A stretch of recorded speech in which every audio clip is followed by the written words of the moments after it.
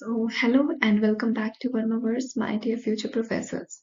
आज हम फिर से विलियम वर्ड्सवर्थ के एक फेमस वर्क करने वाले हैं लंदन 1802। ठीक है। उससे पहले मैं चाहूंगी कि आप सभी एक बार इमेजिन करें कि मान लीजिए आप एक ऐसे पावरफुल देश में पहले जी रहे थे। ठीक है, जो मॉरल स्पिरिचुअल और हीरोइक था, लेकिन धीरे धीरे क्या हुआ, वो अंदर से और भी खोखला हो गया। लोग सेल्फिश हो गए और उनकी वैल्यूज, उनकी मोरालिटी वो भी खोने लगी और सोसाइटी की जो डायरेक्शन है वो भी लूज करने लगी। और ऐसे वक्त में पोइट एक डेड पोइट को याद करते हैं, यानी कि पोइट जो विलियम वर्ड्सवर्थ है, वो एक ऐसे पोइट यानी कि जॉन मिल्टन को याद करते हैं जो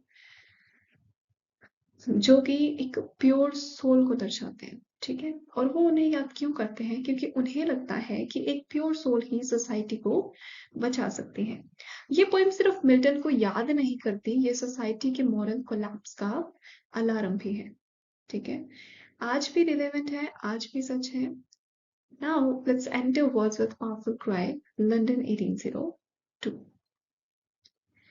तो सबसे पहले आपको पता ही है कि हम इसके इंट्रोडक्शन के बारे में पढ़ेंगे, इंट्रोडक्शन टू द पोएम। तो लंदन 1802 ये एक सोनेट है जो कि लिखी गई 1802 में बाय विलियम वर्ड्सवर्थ। ठीक है, बाद में इस पोएम को पब्लिश कर दिया गया।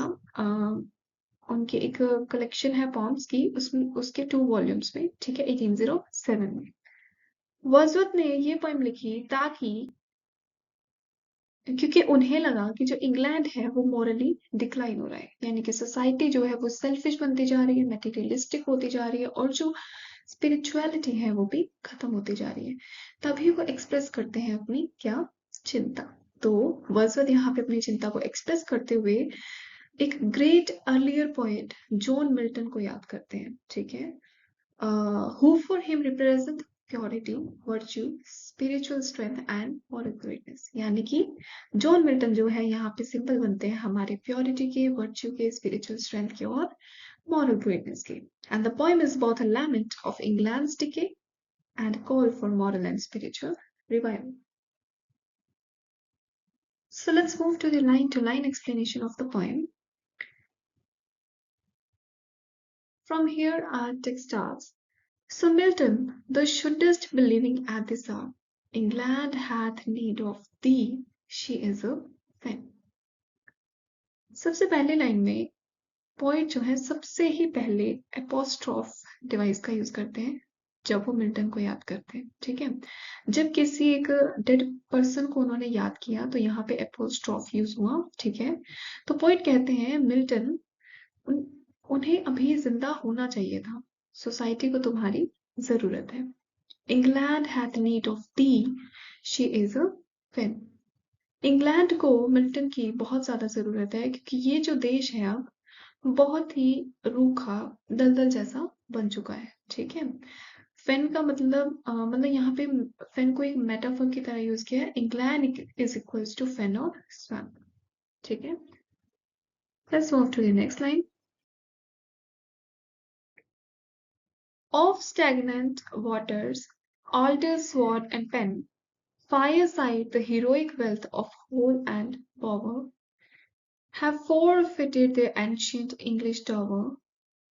यहाँ पे बिल्कुल ऊपर के लाइन में, यानी कि of stagnant waters, altar, sword, and pen, third line, यहाँ पे रिलीजन, आर्मी और जो लिटरेचर है सब रुक गए हैं, करप्ट हो गए हैं। इस बात को यहाँ पे दर्शाया गया है। उसके बाद वो कहते हैं कि जो हमारी फैमिली है, हमारी ट्रेडिशन है और जो हमारे घर है, इन सभी की भी मॉरल स्पिरिट जो है खत्म होती जा रही है।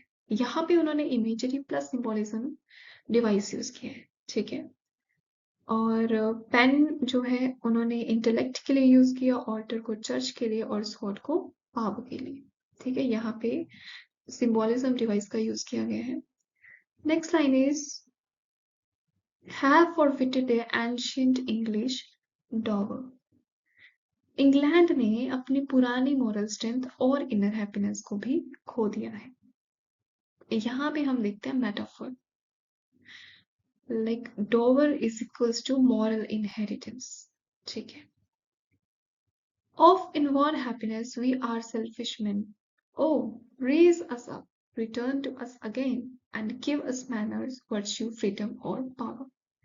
यहाँ पे वर्ड्सवर्थ जो है कहते हैं वो पोइट मिल्टन से रिक्वेस्ट करते हैं और कहते हैं कि यहाँ पे जो लोग हैं ना वो बहुत ज्यादा सेल्फिश हो गए हैं, अंदर से खोखले खाली हो गए, ठीक है। यानी कि डायरेक्ट मोरल स्टेटमेंट यहाँ पे शो की है और पोइट मिल्टन से जो है रिक्वेस्ट करते हैं कि वापस आ जाइए आप, ठीक है, और आप प्लीज सोसाइटी को ऊपर उठाने की कोशिश कीजिए।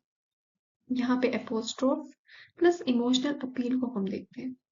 उसके बाद वो कहते हैं वर्ड्सवर्थ कि सोसाइटी को चाहिए मैनर्स, वर्च्यू, फ्रीडम और पावर भी, ठीक है।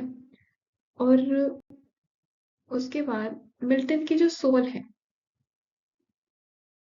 यानी कि thou hadst a voice whose sound was like the sea, pure as the naked heaven's majestic free.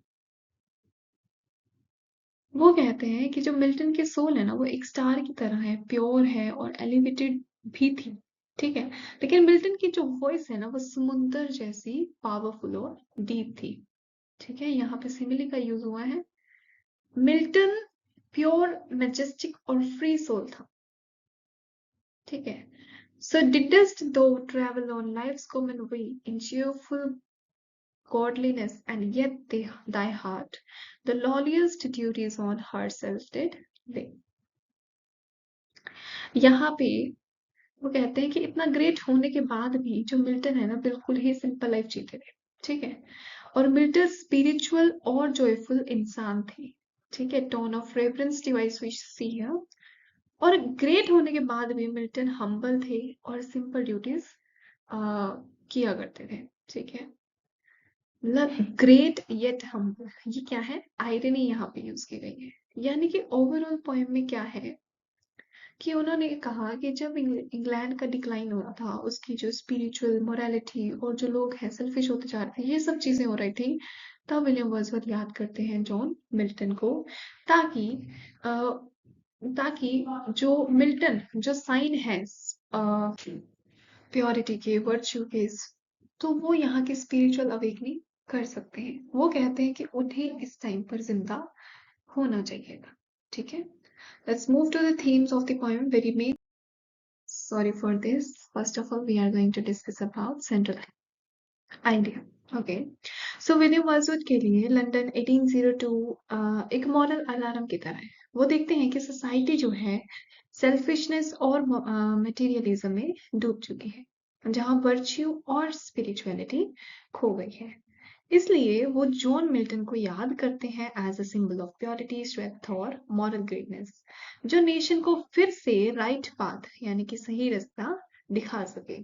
और रियल रिफॉर्म जो है begins with inner moral awakening. इसके बाद हम करेंगे हमारी थीम्स।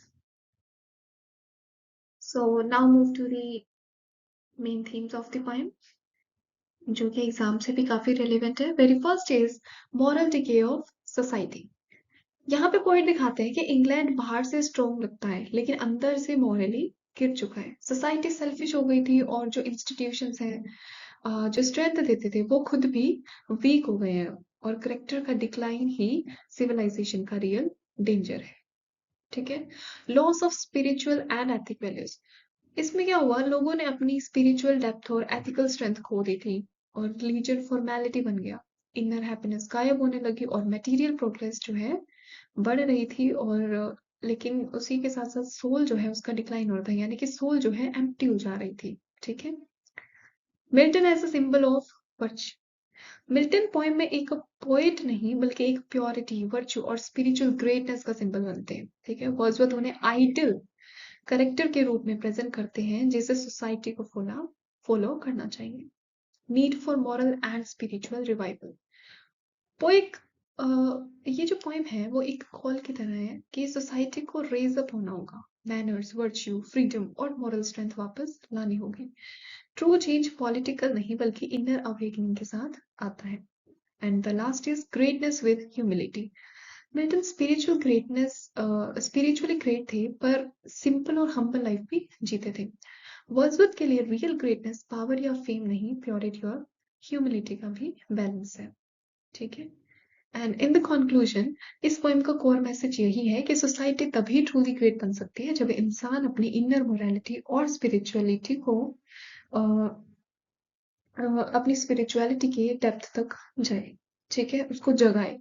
और विलियम वर्ड्सवर्थ हमें याद दिलाते हैं कि ट्रू ग्रेटनेस सिर्फ पावर या प्रोग्रेस में नहीं बल्कि प्योरिटी, ह्यूमिलिटी और ड्यूटी में होती है, जैसे जॉन मिल्टन ने दिखाया, ठीक है। पोएम एक मॉरल वेकअप कॉल है, पहले अपनी सोल को सुधारो तभी दुनिया सुधरेगी। ये हम भी जानते हैं कि जो रियल प्रोग्रेस है वो हमारे खुद के अंदर से स्टार्ट होती है। जब तक हम खुद को नहीं बदलेंगे हम सोसाइटी को भी चेंज नहीं कर सकते, ठीक है। तो real progress begins inside not out, ठीक है। तो यही थी हमारी आज की लंदन 1802 पोएम।